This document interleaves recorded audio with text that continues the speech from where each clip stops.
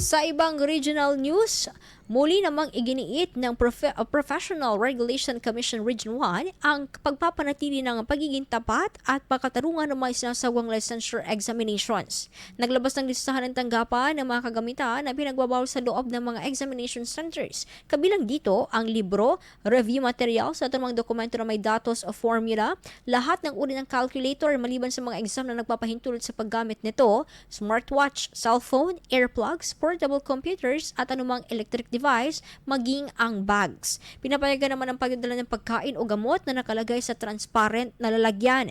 Sa paraang ito, makakamit ang patas sa makatarungang pagsusulit para sa mga nais maging profesional sa piniling larangan.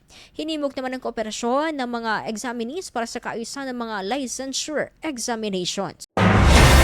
IFM News. IFM News. IFM News.